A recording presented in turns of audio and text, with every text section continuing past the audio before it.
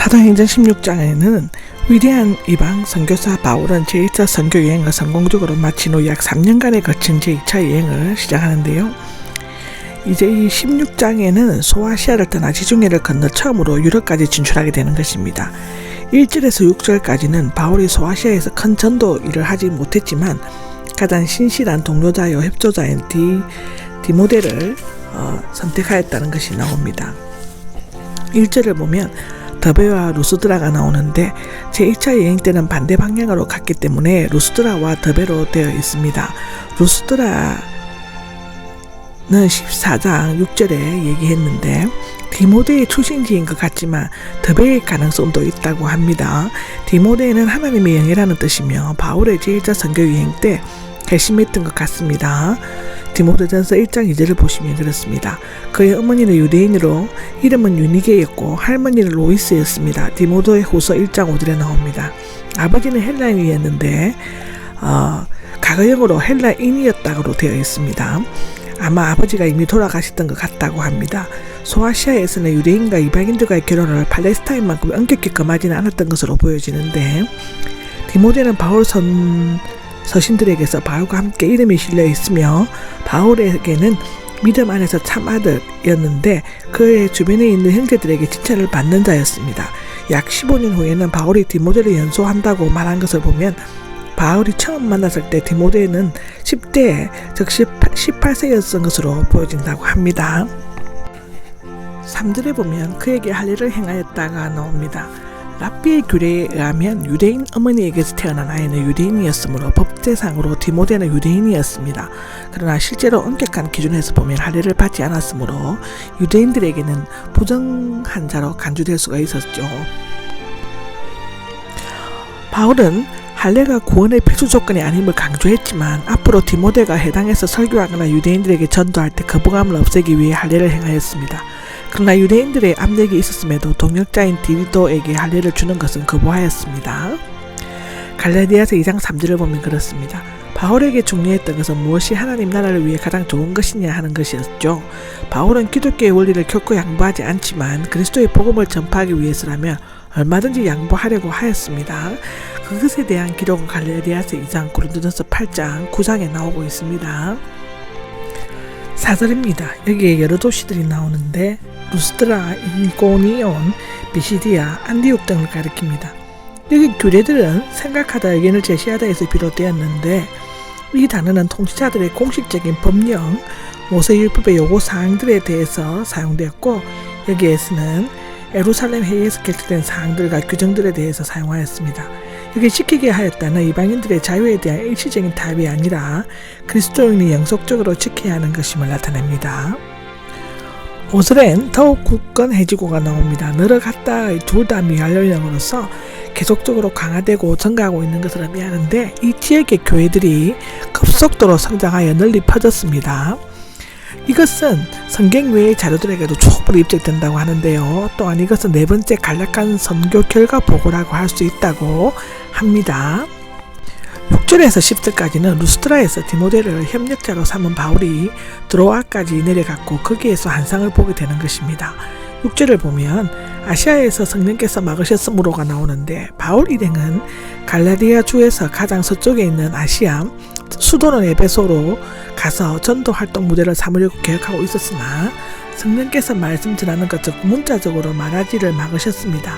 아마도 그는 사람들이 모여 사는 에베소와 같은 대도시를 복음하는 것이 가장 효과적인 선교 방법이라고 생각했던 것 같죠. 성령께서 왜 막으셨는지는 알 수 없습니다. 우리 마음대로 할 수가 없는 것입니다. 모든 것은 성령의 역사 안에서만 이룰 수 있는 것입니다. 우리 인간이 마음대로 한다 해서 성령의 역사가 없으면 아무것도 이룰 수가 없습니다. 후에 제3차 선교 여행 때 그는 에베소에서 3년 동안 복음을 전하였죠. 19장에 나옵니다. 사람이 아무리 지혜롭게 계획을 세운다고 할지라도 그 계획은 언제나 하나님의 뜻에 의해서 변경되거나 포기되어져야만 합니다. 부르기아와 갈라디아 지방에 나오는데 각기 다른 지명이 아니라 갈라디아주의 한 지명으로 그 부르기아와 갈라디아 지방 남갈라디아로 보여지는 것이 좋겠다고 하는데요. 왜냐하면 전치사가 있었기 때문에 그렇고 부르기아 앞에만 있을 뿐만 아니라 부르기아라는 말이 명사가 아닌 형용사로 되어 있기 때문이라고 합니다. 이에 근거하여 바울은 북부 갈라디아 지방에는 전도하거나 교회를 세운 일이 없으므로 갈라디아서는 남부 갈라디아 즉 브루기아, 루가오니아 등 지방에 보낸 것으로 추측할 수 있다고 합니다.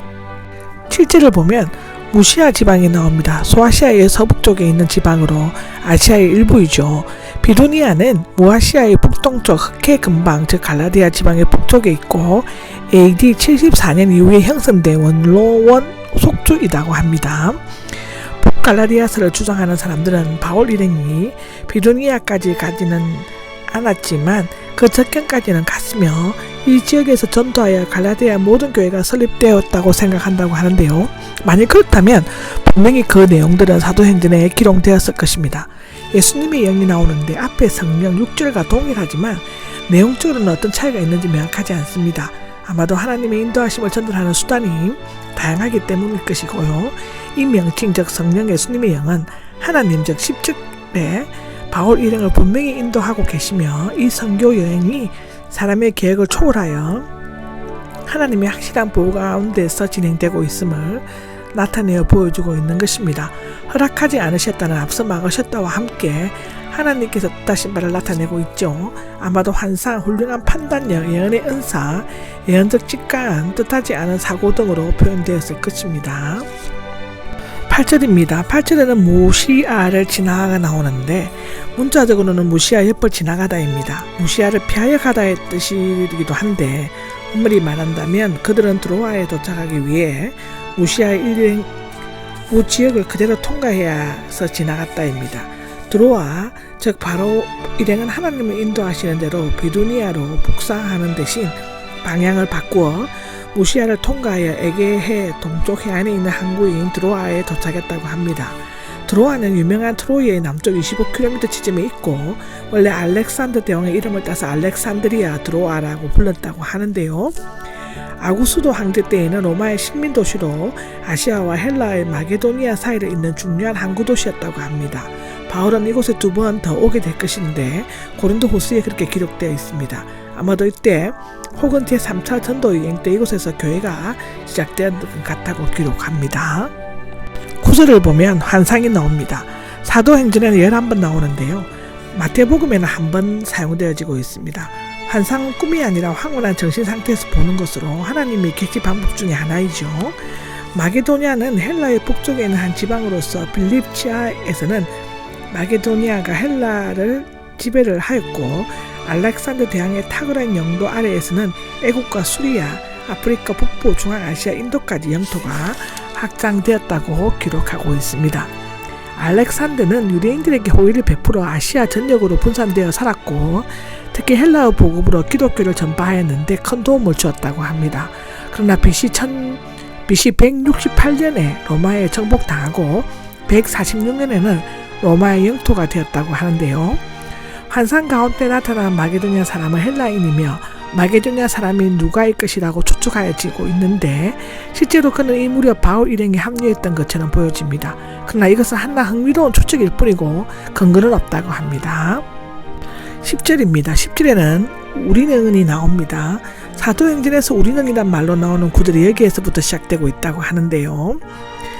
바울이 빌립보를 떠날 때에는 복수가 사용되지 않았지만 바울이 빌립보에서 누가와 재결합했을 때는 복수가 다시 사용되고 있다고 합니다. 이것은 누가가 바울 전도단의 일행이었음을 보여주고 있는 결정적인 증거이라고 하고요. 바울과 누가가 언제 만났는지 확실치는 않지만 바울이 만성 말라리아에 걸렸을 때 사랑을 받는 의원 누가를 만났든지 또는 바울의 고향 다수의 의학교가 있어서 서로 알게 되는지는 모릅니다. 골로새서 4장 14절을 보시면 됩니다. 누가는 대사도가 죽었을 때 바울과 함께 대부분의 기간을 보냈다고 디모데후서 4장 11절에는 기록하고 있습니다. 여기 확신하고가 나오는데 원래 연결시키다 밀착시키다를 의미하지만 정명하다도 된다고 하고 여기에서는 결론을 내리다 의견을 종합하다를 뜻한다고 하는데요. 특히 이 단어는 이성과 계시와의 관계를 잘 표현하고 있습니다. 이성은 환상이 하나님께로부터 온 것인지를 결정해주며 그 계시가 우리에게 의미하는 바가 무엇인지를 발견하게 하고 그 계시에 순종해야 한다는 것을 알게 해주는 것입니다. 준비하였다는 교통수단을 구한 것을 나타내는데 우리는 곧 선편을 찾기 시작하였다라고 기록하여지고 있습니다.